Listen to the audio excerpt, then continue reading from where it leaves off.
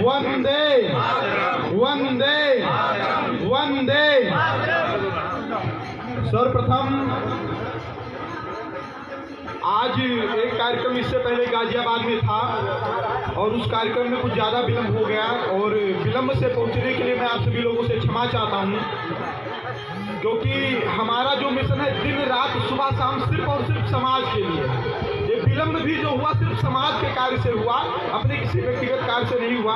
और आप सभी लोग मुझसे उम्र में भी श्रेष्ठ हैं, ज्ञान में भी श्रेष्ठ हैं और बस यही चाहता हूं कि आप सभी का प्यार और आशीर्वाद हमें हमेशा प्राप्त होता रहे, आप लोगों का मार्गदर्शन प्राप्त होता रहे। मैं कोई नेता नहीं हूं, मैं आपके समाज का बेटा हूं और दिन रात मैं प्रयास करता हूं कि जितना भी हो सके मैं जितना भी कर सकता हूं अपने समाज के लिए करने का प्रयास करता हूं और करता भी हूं। आज पूरे देश में अगर सवर्णों के नाम का एक बवंडर खड़ा हुआ है, आज अगर पूरे देश में सवर्णों के नाम का एक बवंडर खड़ा हुआ है तो उसमें एक दिन रात की मेहनत है, उसमें ये दिन रात की मेहनत है। हमारे ही समाज के लोग अपने ही समाज के मुद्दों पर, अपने बातों पर, अपने अधिकारों पर बोलने से शर्माते थे और डरते थे। हमारे समाज के लोग अपने ही मुद्दों पर, अपने समाज के मुद्दों पर अपनी अधिकार की बातों को उठाने के लिए डरते थे, शर्माते थे। इसलिए क्योंकि वो सोचते थे कि कोई उनसे नाराज हो जाएगा अगर वो अपने समाज की बात करेंगे। आज अगर इस देश में देखा जाए, कितने भी राष्ट्रवादी लोग हों, कितने भी मानवतावादी लोग हों, उदाहरण देते हैं कि हमसे बड़ा मानवतावादी कोई नहीं है, लेकिन भारत की सच्चाई है लोगों के डीएनए में जातवाद है। ये भारत की सच्चाई है, लोगों के डीएनए में जातवाद है। जातवाद यहाँ पर एक तिलक लगाने वाला व्यक्ति नहीं करता है, जातवाद यहाँ पर एक धोती कुर्ता पहनने वाला व्यक्ति नहीं करता है, जातवाद यहाँ पर एक जय भवानी जय परशुराम का उद्घोष करने वाला व्यक्ति नहीं करता है। जातवाद तो है कि वो सरकारें करती हैं जहाँ कुछ जातियों को मुहर लगा करके सरकारी जात प्रमाण पत्र देते हैं। जातवाद तो यहाँ पर वो सरकारें करती हैं जहाँ पर कुछ जातियों को मुहर लगा करके सरकारी जात प्रमाण पत्र देती हैं। आज पंडितों को गाली देना एक फैशन बन गया है, देश में पंडितों को गाली देना एक फैशन बन गया है। लोग कहते हैं कि अत्याचारी है, शोषण करने वाले हैं, लोग कहते हैं कि इन्होंने लूटा है, खाया है। आप इतिहास उठाकर पढ़ेंगे तो यही लिखा मिलेगा कि एक गांव में एक गरीब ब्राह्मण रहता था जो कि भीख मांगकर जीवन यापन करता था। कहीं आपको ये नहीं मिलेगा कि एक गांव में करोड़पति ब्राह्मण रहता था जो लोगों को मारता था, पीटता था या अत्याचार करता था। फिर भी लोग कहते हैं कि इन्होंने शोषण किया है।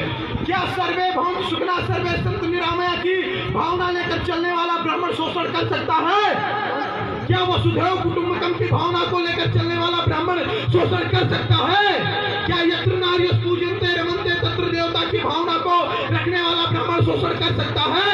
क्या पर नारी जननी समझाने की भावना को रखने वाला ब्राह्मण कभी शोषण कर सकता है?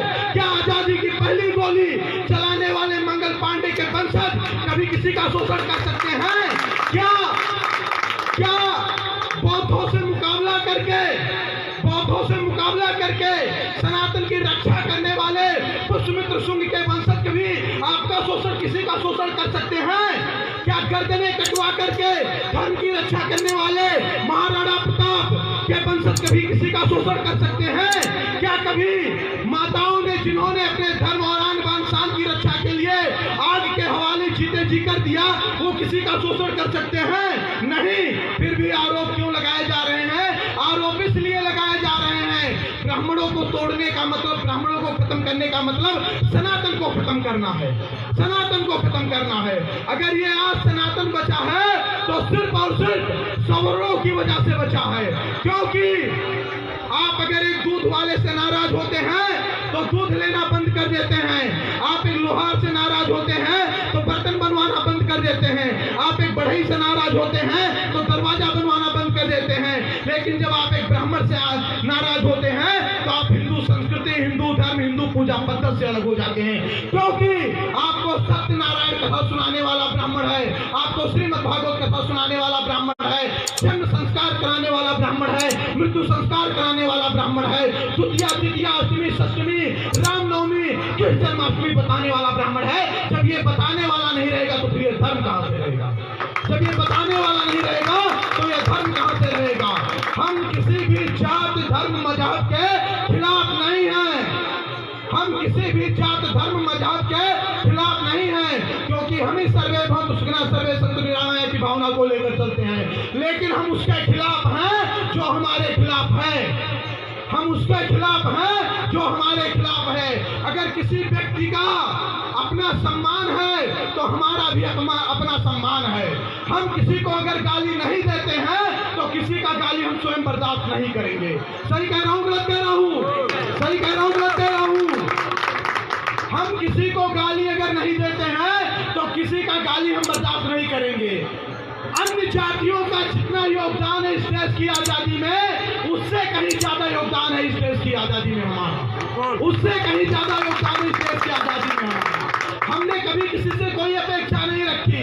70-72 साल से जात के आधार पर नौकरियां, जात के आधार पर सुविधाएं, जात के आधार पर स्कॉलरशिप देते आए लोग, हमने कभी विरोध नहीं किया।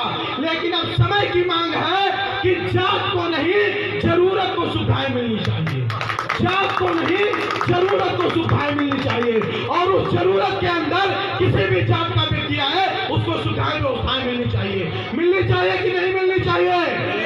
और मैं